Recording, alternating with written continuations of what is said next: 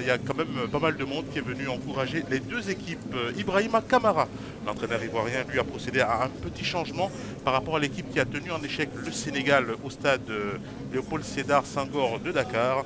Alors ce petit changement, c'est Victor Angban, le joueur de Chelsea, qui a été remplacé par un autre joueur évoluant en Europe. Il s'agit de Chris Bedia.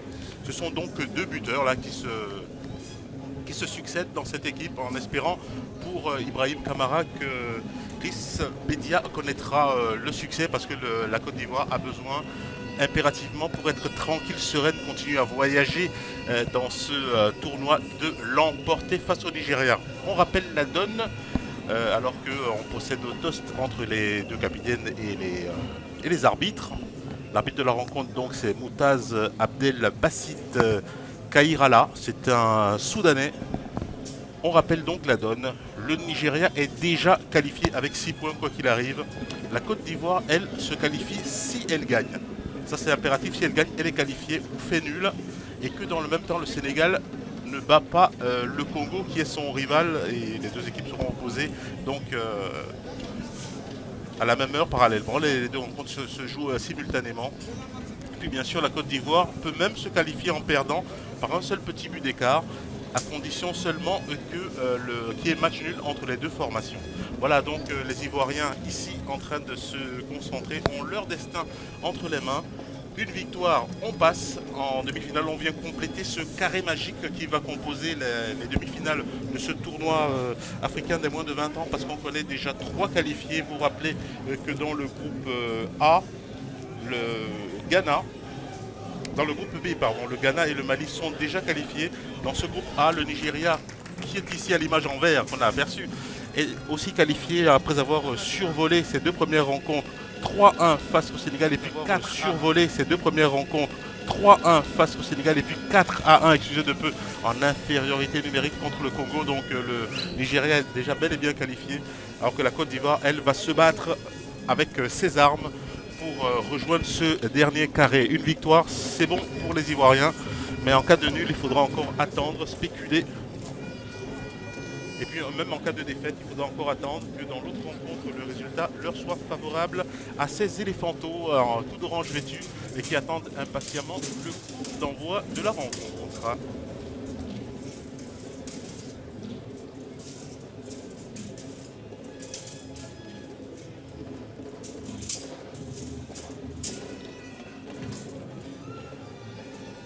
Il se fait désirer ce petit coup d'envoi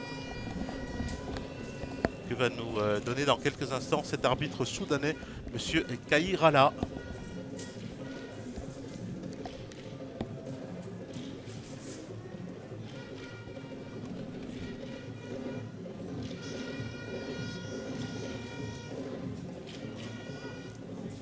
Voilà, le temps que tout se mette en place, c'est au niveau des autorités il y a encore quelques petits... voilà, on attend que tout le monde soit bien en place.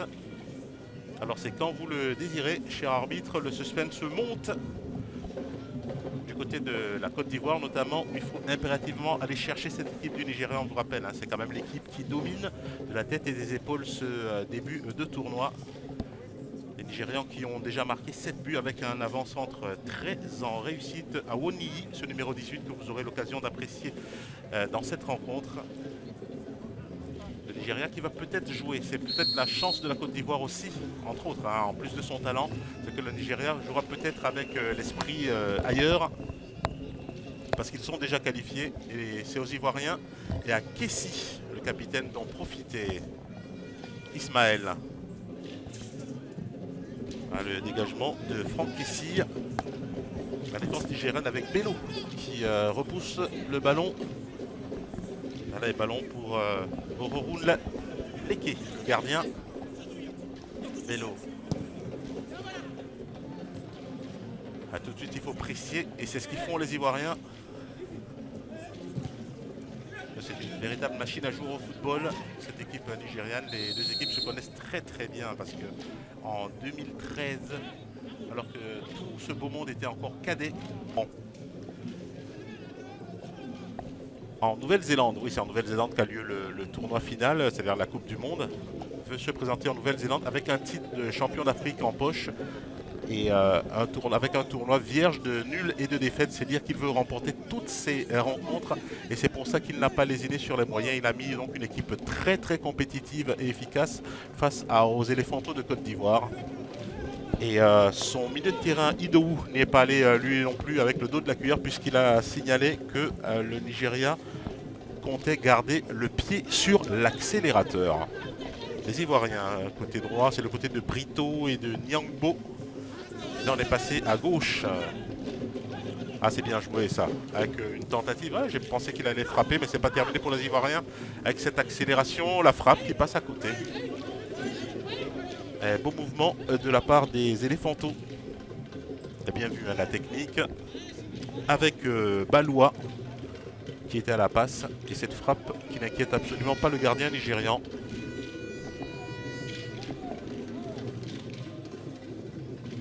Ballon contré assez rapidement par les Ivoiriens, très haut dans la moitié de terrain adverse avec ce centre. Ouais, il n'a pas pu reprendre ce ballon, Bédia. Et Moussa peut donner un peu d'air à son équipe.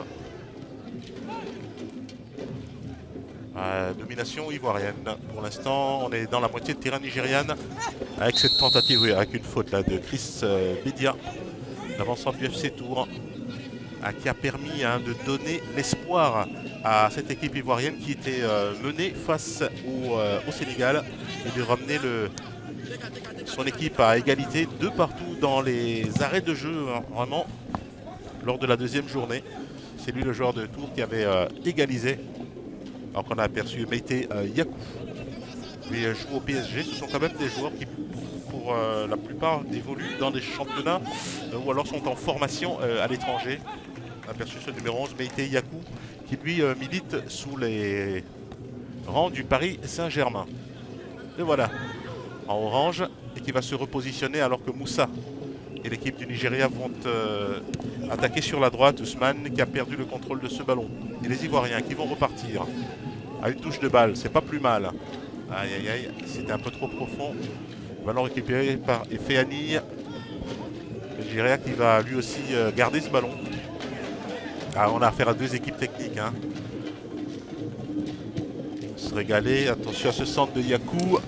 Sur la droite. Allez, il faut frapper. C'est fait. Ouverture du score par les Ivoiriens. Que c'est bien joué. Que c'est bien joué. Une efficacité maximale. Une touche de balle. On met le joueur sur orbite. Et voilà le but inscrit par Nyangbo qui était sur la droite et qui a bien croisé sa frappe sèche.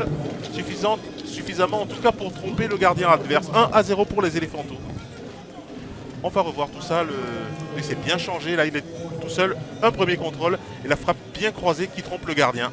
Voilà la Côte d'Ivoire qui, après 4 minutes de jeu, mène 1-0. Ça ne pouvait mieux commencer pour les joueurs d'Ibrahima Kamara, qui ont bien pris les choses en main, qui ont joué haut et qui ont donc réussi à tromper cette défense nigériane. Voilà. Alors, si les choses en restent là, comme on vous l'a annoncé, quel que soit le résultat de l'autre rencontre qui se joue simultanément, c'est la Côte d'Ivoire qui est qualifiée, qui va donc venir terminer ce carré magique des demi-finales de cette édition de la Coupe d'Afrique des Nations des moins de 20 ans.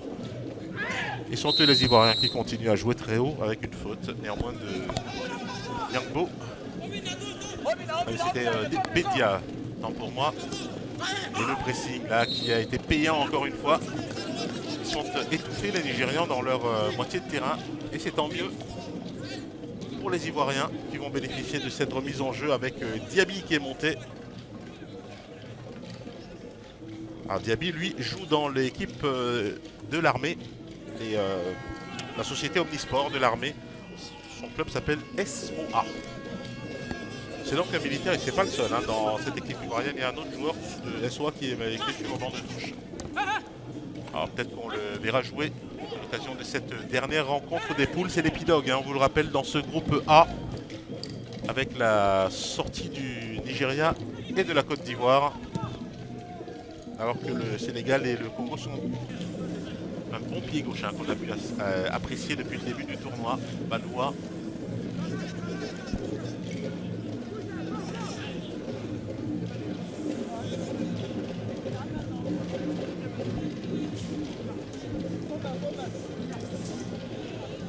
Ils sont 3, 4 dans la surface de réparation, les Ivoiriens. Premier poteau, ah c'est manqué. Et deuxième poteau, il y a une faute. Hein. Il a marché sur son adversaire là. L'attaquant ivoirien, ce qui donne un coup franc en faveur du Nigérian. On revoit ce ballon bien enveloppé, bien brossé au deuxième poteau. Et il y avait une grosse lutte entre Nyangbo et les défenseurs nigérians. Et finalement, Nyangbo connaît une faute.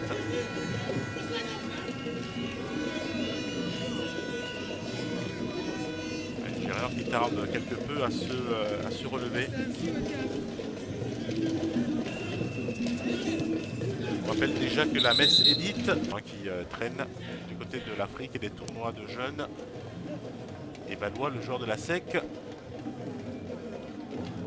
ne laisse personne indifférent.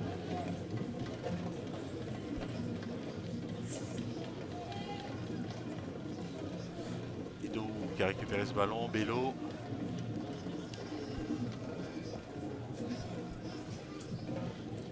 À nouveau, les Nigérians qui essaient de retrouver de leur superbe, mais attention à ces ballons perdus. Le contre favorable pour la Côte d'Ivoire en profondeur. Ah, il faut tenter sa chance. Oh, le petit crochet manqué. Quel dommage. C'est encore une fois une balle bien chippée à l'adversaire par Yakou et ses partenaires. Qu'à cela ne tienne, ce sera un nouveau corner. On va revoir sous un autre angle. Ah, la tentative de crochet, mais encore une fois, hein, avec ses appuis, Yakou devrait changer de chaussure. On a du mal sur cette pelouse synthétique à trouver ses vrais appuis, ses bons appuis. Le corner à suivre, le danger devant le but de Orunmila Leke, gardien nigérian. Sa forme de ce corner, ouvert plutôt. Tiré par un droitier. Qui a tenté le premier poteau, Moussa qui renvoie mais en touche cette fois-ci.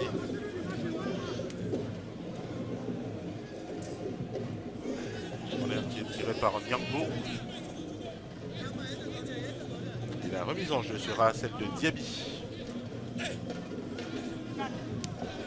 Joué, Ballois, encore Ballois, qui s'est retrouvé au sol.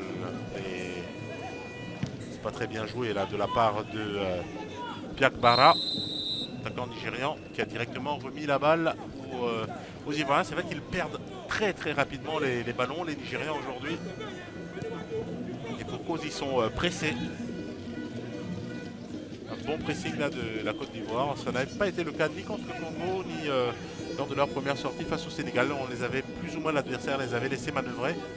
Et là, on les sent plus en difficulté, les Nigérians. Mal à remonter les ballons. Il fait Annie. On saute les lignes. C'est de trouver Moussa. Attention à ce compte favorable, les Nigérians qui vont poursuivre mais qui sont contrés à la régulière. Nouveau départ pour les Ivoiriens. Avec son pied gauche là, Ballois. Il va attendre Diaby. Ah, il faut jouer une touche de balle mais être précis. Ballon qui est perdu par les Éléphantaux. Il a perçu le coach Ibrahima Kamara avec sa casquette verte.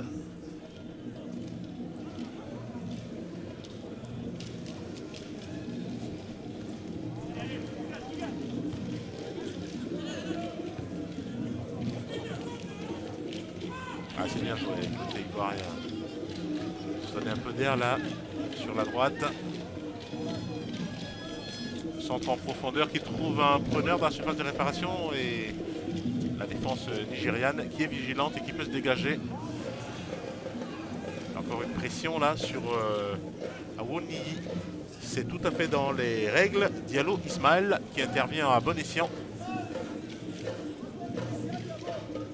Dès que l'attaquant essaie de prendre au moment où il prend ses premiers appuis, il intervient et comme ça il le surprend toujours. Attention au pressing. Ah, tactiquement c'est remarquable hein, ce qu'ils font les Ivoiriens. Ils empêchent Ido, le Nigeria, de progresser. Il fait Annie. On saute les lignes, hein. Il fait Annie, long ballon directement pour la défense ivoirienne. Doumbouya. Sur la gauche, là, l'appel de balle à l'intérieur alors que le ballon passait à l'extérieur. Le gros pressing là, de Doumbouya encore une fois. Marqué un Ivoirien hein, qui est au sol. Le jeu se poursuit. Voilà, là on va s'intéresser aux blessés. Ah, c'est pas lui le blessé, lui va se relever assez facilement. C'est le Bobodo. Et lui, c'est le blessé, c'est un milieu de terrain ivoirien qui a pris un coup, me semble-t-il. Alors c'est Keita qui est allongé.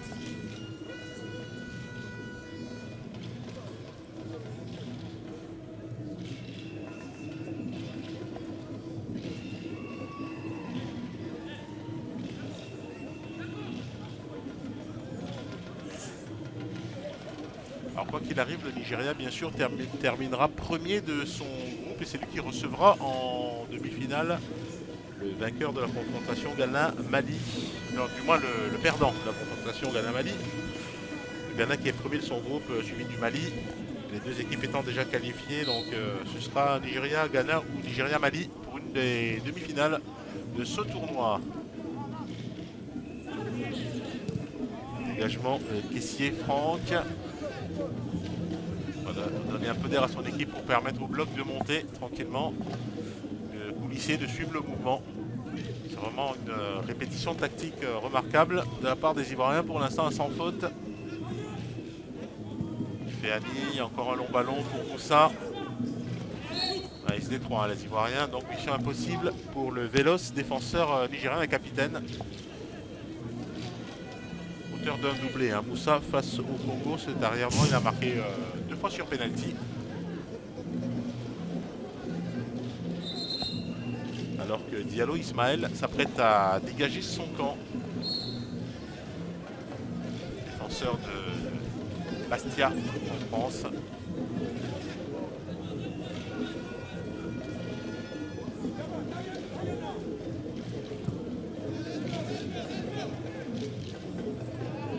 Ils sont complètement privés de ballon. Balois. Brito. Brito. Il y a, attention, ballon perdu, faut pas jouer en dilettante. Les opportunités pour le Nigeria, égalisation signé Biakbara. Un ballon perdu bêtement, on va dire, par les Ivoiriens. Et voilà, ça paye cash. Et le Nigeria qui revient à hauteur de la Côte d'Ivoire qui dominait tranquillement cette rencontre. Et c'est Biakbara sur le premier ballon qu'il a réussi à chipper, qui remet donc les deux équipes à égalité. On va revoir cet appel de balle parfait donné en profondeur pour Biakbara. Le pied gauche croisé qui ne laisse aucune chance au gardien. On sait que Diabagaté, le gardien ivoirien, qui est donc battu un partout entre les deux formations. Encore une fois, on revoit sous un autre angle les Ivoiriens qui n'ont qu'à s'en prendre à eux-mêmes. Obodo qui se retrouve au sol, encore une fois.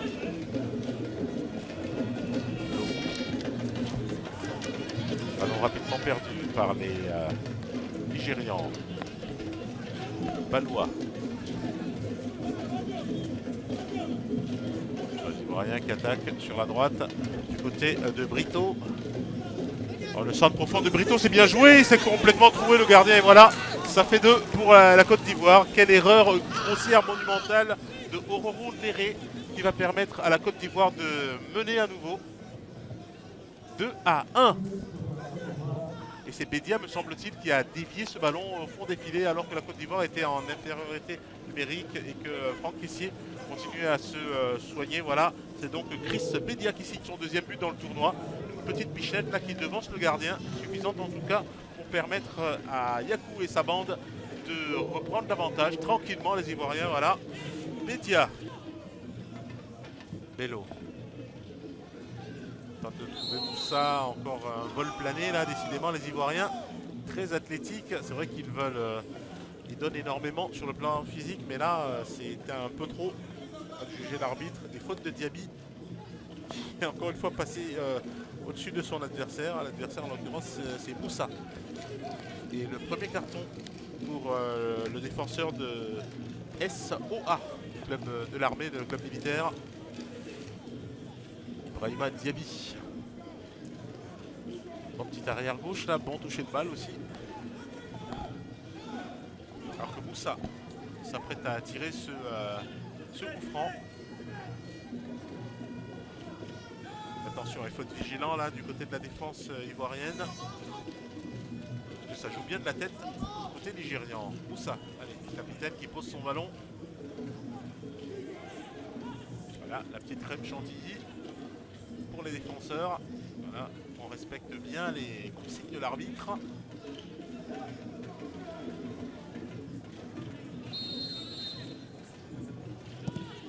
Premier poteau et l'arrêt de Sek Diabagaté qui a repoussé ce ballon. Ah, bien joué Bello, tranquillement.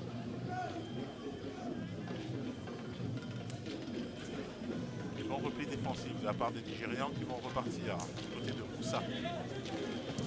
Attention, Moussa contré, les Ivoiriens avec une nouvelle opportunité. Oh, que c'est bien joué, le dribble et la frappe croisée. Et contré au dernier moment, quel domaine de ce groupe. Ah, encore on voit le crochet, il était passé. Il y a un bon retour là de Ido. Et le pressing, on ne le répétera jamais assez, le pressing payant. Des deux pieds, mais son pied favori c'est le gauche. Il ne sert pas son pied droit à monter dans les ascenseurs et à monter dans le bus. Il se sert aussi bien de son pied droit, Ismaël. Il va être pour l'instant évacué sur une civière. Espérons que lui aussi retrouve du peps pour venir terminer cette première mi-temps qui se joue depuis 40 minutes déjà. Encore 5 minutes, un peu moins même, pour ce qui est du temps réglementaire. N'est-ce pas, monsieur l'arbitre?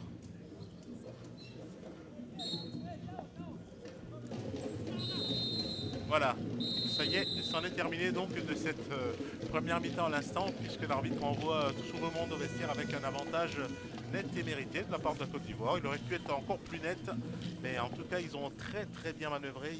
Les hommes d'Ibrahima Kamara. Ils ont ouvert le score très vite par Diango. Une égalisation contre le cours du jeu de la part du Nigeria et de Diagbara. Et ensuite, les Ivoiriens sont revenus tranquillement et ont donc pu marquer ce deuxième but par Chris Bedia, son deuxième dans le tournoi, et un deuxième but qui permet aux Ivoiriens, dans l'état actuel des choses, de se qualifier. Voilà, une équipe donc sereine qui va regagner les vestiaires. Nous aussi, on va en profiter pour se séparer, aller se désaltérer tous. Petite dizaine de minutes et on revient très vite pour cet alléchant Nigeria-Côte d'Ivoire. À tout de suite.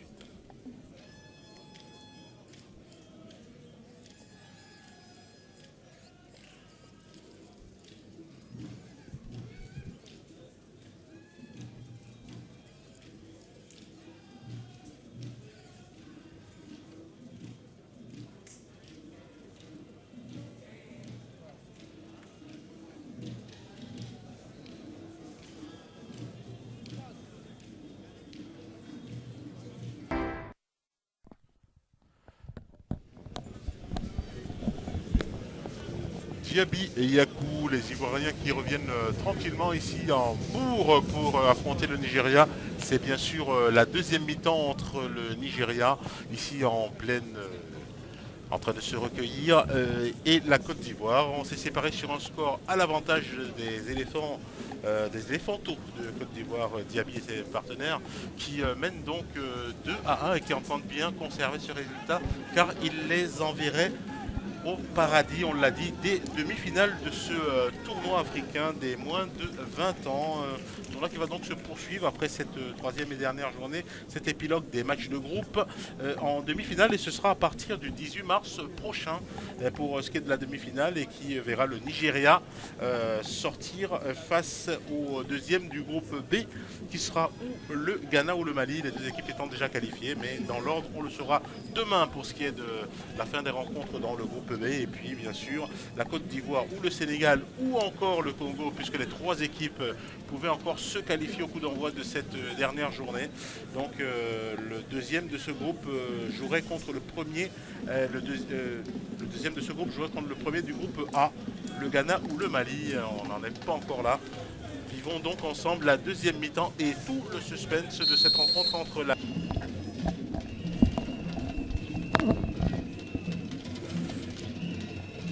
Alors que Diaby s'apprête à mettre ce ballon en jeu. Toujours 2-1 en faveur des Ivoiriens à l'attaque, avec une frappe qui passe à côté pour dans les contrôles. On a vu qu'il se retournait vite. Contrôlait pas assez rapidement. Angbang, c'est Nyangbo plutôt côté droit. Angban est sur le banc de touche. Niangbo qui poursuit son effort, le centre contré. Et le gardien, la petite plaquette là pour mettre en corner. Il y a des dangers devant le but nigérian. On va voir cette accélération de Niangbo côté droit. Et sa frappe contrée qui a failli surprendre le gardien nigérian. Contré. Moussa. Bodo. Moussa à nouveau. Féani. Bodo. Faute sur Piakbara.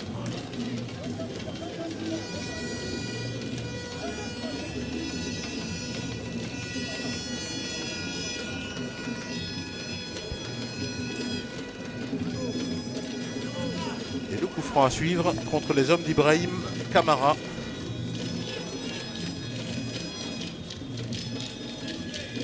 Et à la manœuvre, Moussa, le capitaine, et bien sûr Ifeani.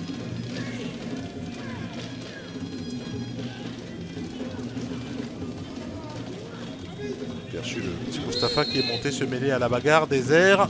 Ballon qui arrive plutôt à ras de terre, qui est renvoyé par la défense ivoirienne.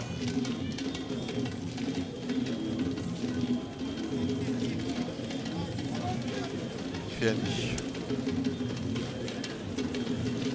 Qui tente de repartir et toujours la muraille orange qui veille, même si elle a été quelque peu ébréchée sur cette action parce qu'il y a les Ivoiriens qui restent au sol, les Girons qui vont profiter pour poursuivre l'action. Côté gauche avec Mustapha et la petite accélération de Mustapha, large faute de réparation. La décision de l'arbitre qui donne un coup franc en faveur. Alors un penalty plutôt, un penalty. Aïe aïe aïe aïe aïe. C'est terrible pour l'équipe ivoirienne alors que Mustapha est au sol et que l'arbitre demande à ce qu'il reçoive des soins. On va revoir cette action. Ah, et là, la faute est vraiment involontaire. C'est en se retournant malheureusement que Brito accroche son adversaire. Mais s'il y a un pénalty sur cette action, c'est qu'il est très sévère. Parce que c'est en se retournant que Brito les mains derrière le dos parce qu'il a bien montré l'intention de laisser passer son adversaire, de ne pas l'empêcher de partir et pour essayer de le contrer par la suite, certainement dans la course, dans l'élan. Là l'arbitre en a décidé autrement. Alors on va suivre ça de près alors que Angban s'apprête à rentrer lui aussi sur le terrain côté ivoirien. Angban qui a déjà marqué dans ce tournoi. Alors Angban, c'était face au Sénégal qui avait ouvert le score alors que Moussa bénéficie d'un penalty en faveur de du Sénégal et que c'est Balois qui est sorti, qui va sortir.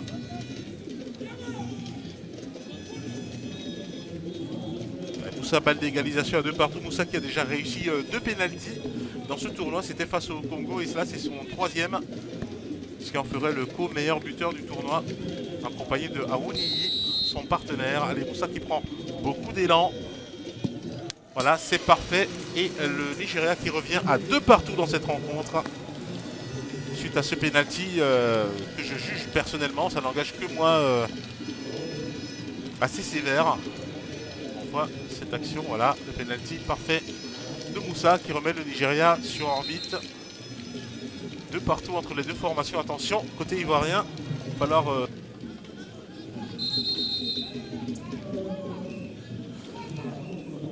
Il y a un dernier changement côté ivoirien avec la rentrée de ce numéro 20. On aperçoit de dos, c'est Traoré Lamine, l'attaquant, qui remplace Meïté Yakou.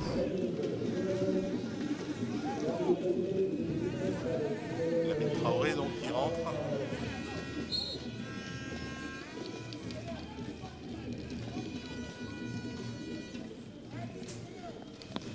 Alassane, Moussa, son capitaine, Alassane à nouveau. Féani. Allez, bonne défense nigériane. Ivoirienne plutôt, c'est pas terminé. Et cette fois-ci c'est terminé. Attention à la contre-attaque. Ça peut aller très vite du côté ivoirien. Ballon en profondeur. Ah ça c'est bien joué. Le gardien qui est sorti à la rue. Allez, il faut redresser son ballon. Aïe aïe aïe, ça passe au-dessus. Quel dommage. quel dommage de la part des Ivoiriens qui ont eu le compte favorable, qui s'est passé beaucoup de choses sur cette action et Chris Bedia ne peut redresser le ballon finalement. Lui qui avait pris de vitesse le gardien, on va voir sur cette accélération. Et là, il est sur son mauvais pied, mais cela n'empêche. Il faut trouver le cadre dans ces moments. Alors qu'il y a un Nigérian, c'est Wonmili qui s'est retrouvé au sol.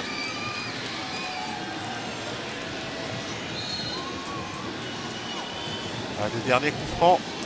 Encore une poignée de secondes dans cette rencontre. Moussa, décidément très très offensif, qui s'apprêtait à partir. Et l'arbitre, à l'instant, siffle la fin de la rencontre qui voit le match nul entre le Nigeria et la Côte d'Ivoire. Le Nigeria, c'est sûr, terminera premier de son groupe. Alors pour la Côte d'Ivoire, le Sénégal et le Congo, le suspense reste total. Donc merci de nous avoir suivis. On va se quitter sur ces images pour se retrouver très vite pour ce Sénégal-Congo dont on parle déjà ici dans les tribunes à Bourg. À tout à l'heure donc.